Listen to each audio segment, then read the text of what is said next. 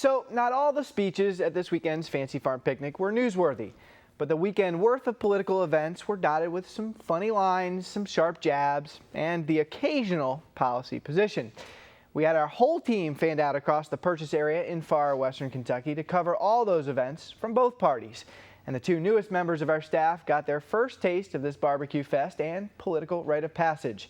Jacqueline Pitts, our producer, and political reporter Nick Storm are Fancy Farm rookies no more. It was a good weekend, huh? Yeah. Nick, what was your impressions? Did it kind of live up to the hype? I don't think so. You know, Ryan, I was very disappointed. The speeches were okay, but you promised me tomatoes as big as my head, and I didn't see any. I'm sorry, I may have exaggerated. That might have been a little bit of a political hyperbole there. So, Jacqueline, what about you? How did it go? I thought it was really exciting. I know the attendance wasn't as big as it usually is, but I thought it was really fun to hear everyone yell at everyone else, and even when there wasn't really anything to yell about, still yelling. So. And of course, you both posted on the site about your first impressions as rookies, and you had some interesting items. Jacqueline, you actually pointed out something that I missed. I didn't see during the Republican breakfast. Well, my favorite part was that I was sitting right up close in front, and there were a big desk for all the speakers, and prominent guests all had 2 mints each.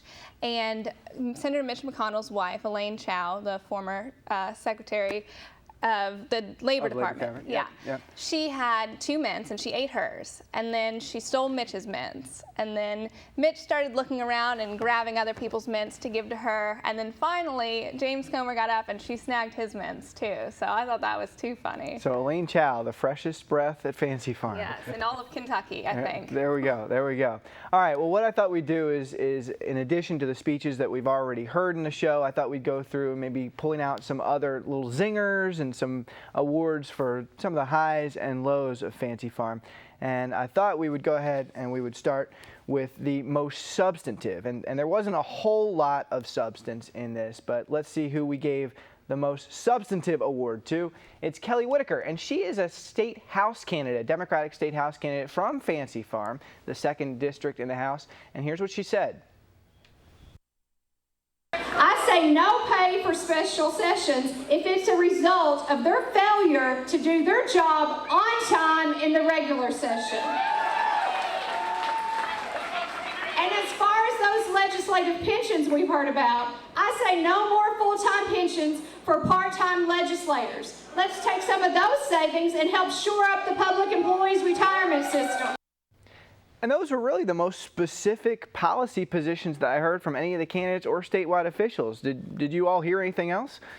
Not really. A lot of, same 2 presidential nominees, either Obama or Mitt Romney, and then people talking about either Stumbo or Hoover or McConnell, and then that was the only real thing, even though Whitaker, sometimes you couldn't tell if she was a Republican or what she is, a Democrat throughout her speech, but I thought that was really great that she brought up those points. Yeah, that's a good point, Jacqueline. There were a couple of Democrats who we heard a lot from about the Second Amendment gun rights, pro-life, a lot of things that are normally associated nationally with the Republican Party, but in far western Kentucky, Democrats are conservative, and that's the way that we go. All right, let's get to our next award, and this one goes to the person who had the worst attempt at humor. And this is Treasurer Todd Hollenbeck, who, he tries to be funny in all these speeches. Sometimes it works, sometimes it didn't. Here's what he said. That seems to be a theme that the Republicans are pushing, that the Democrats and Democrat candidates are out of touch, that they're elitist, that they don't know how to connect with the common man and what's in the best interest of the common man. And this talk about the president being out of touch and elitist seemed to continue unabated and full force until they nominated Mitt Romney. Think it's coincidence? Nick, how many times did you hear that this weekend? I think at least 3. And each time, whatever their applause there was, if there was any or if there was any laughs, diminished.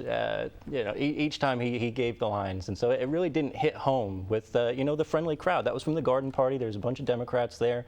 And, it got a few chuckles, but not much. Yeah, the thing about that line is it's not a bad line for the Democratic red meat type of speech, but it's not really a laugh line. It's more of a fire 'em up type line. And, maybe if he kind of got away from trying to do the comedy routine and maybe did it forcefully, it would work a little bit better.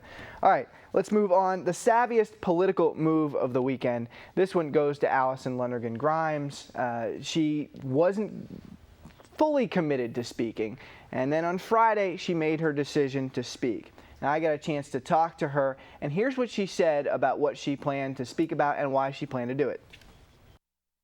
As chief election official, it's about making sure that the citizens are engaged, and I can't speak for any of the other officers and what their intentions are or what will develop tomorrow, but for me, West Kentucky is a priority. It matters. I'm speaking in my capacity as Secretary of State tomorrow, and not the surrogate for any other candidate or campaign, but making sure the citizens understand my role as Secretary of State and what we've been doing since they elected me. So while a lot of her Democratic colleagues passed on speaking at Fancy Farm, she decided late to go ahead and do it. What kind of an effect do you think that had?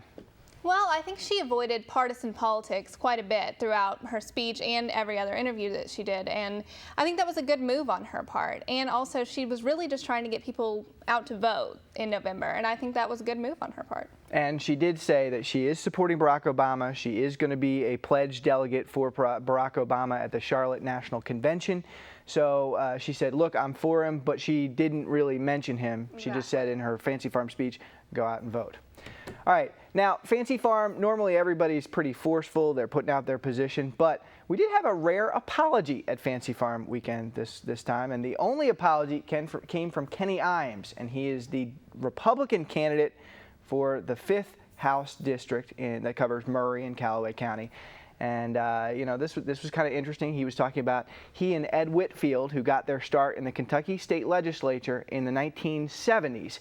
Here's what he said. I've got 2 years seniority on Congressman Whitfield in the Kentucky Legislature. At that time, we were both registered with the donkey, and I apologize.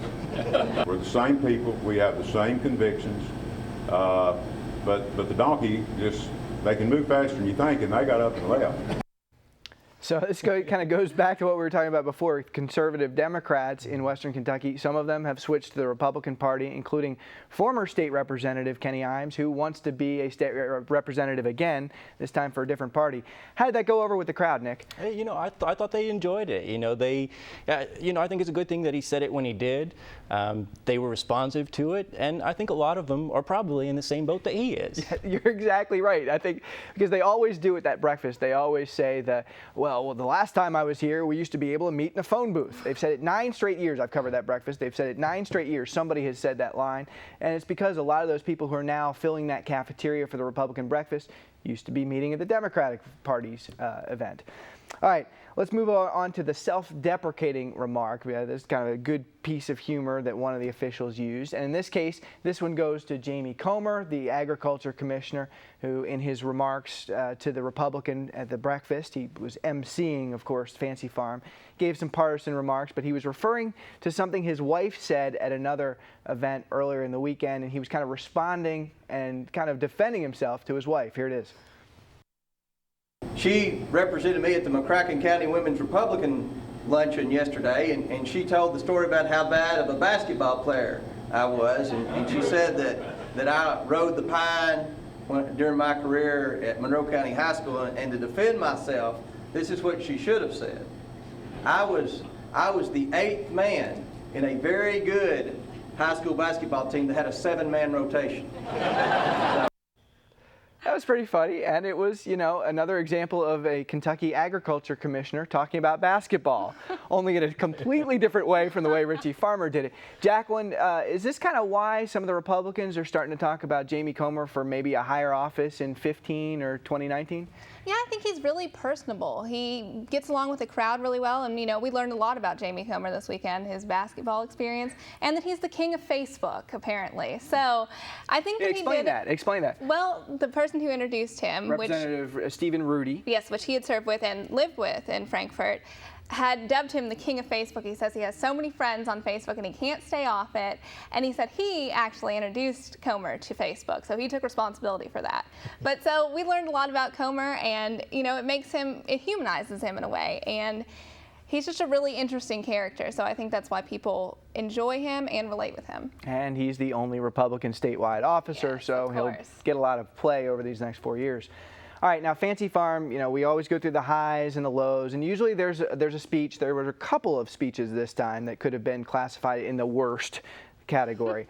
But the one that we have nominated here is Charles Hatchett, and he's the Democratic candidate running against Ed Whitfield in that 1st congressional district. And his speech gets the award. Well, I won't explain it. You just go and see if you can figure it out. Here it is. You gotta come out, little chicken. You gotta come out. All right, in 2011, the St. Louis Cardinals pulled off the greatest come-from-behind victories. They looked up and shouted in celebration. Tim Tebow gained national recognition as a great quarterback, and he looked up and gave national recognition, prayed in Jesus' name before the pregame. What the little chicken didn't do is he didn't look up. And that right there was the punchline. Yeah, I think the only person that made sense to was him. Everybody else, minds are blown right now. I had no explanation for what that was. The only thing, it took me the entire ride home from Western Kentucky, and the only thing I could think of was he was making the point that this little chicken was in an egg, and it was trying to decide between being a Republican and Democrat. They were both giving their platforms, but the one thing that they didn't do is look up to God. I think that was the point that he was getting, and the fact that Tim Tebow did that and the St. Louis Cardinals did that. That's my biggest thing. But the bottom line is, when it takes you 3.5 hours to decipher a Fancy Farm speech, that is not a good speech. On the flip side, though, we got to give a shout out to the best speech, and this was, the typical Fancy Farm speech is one that has a lot of zingers, a lot of one-liners, kind of gets the crowd fired up, and the most consistent speech that did that throughout goes to House Speaker Greg Stumbo. He had a bunch of one-liners we could have highlighted, but these are 3 of his best. It's great to come back here for the 132nd picnic. It draws a lot of people to Western Kentucky once a year, like Ed Whitfield. David Williams couldn't be here today. It was free admission night up in Azar Casino, and he couldn't pass that up. Tell you what, when you let an elephant nest in the streets for 8 years, it takes a long time to clean it up. So those were 3 of the best ones. How do you think those went over? Well, I think the Williams one was the funniest one to the crowd, probably because people know about the casino bill and how Williams opposed it. So. And not only that, but David Williams did. It came out in the last election that David Williams did spend some time in the casinos a few years ago and put that on his tax returns that he had some losses. So that was the funniest one to the crowd. But the Whitfield one was funny, like you've mentioned, because it's been mentioned that he only lives in D.C. and uses his parents' address. So that was a good one on Stumbo's part. And Nick, does a speech like that, does that help him in his bid to keep control of the State House in Democratic hands? Possibly. I think definitely it strengthens his base. I don't know how many Republicans he's going to bring over with that kind of rhetoric, but it was certainly funny. All right, well, that's the Fancy Farm wrap up there. I'm glad you all enjoyed it, and countdown begins till next year. So, Nick, Jacqueline, thanks so much. Thank you.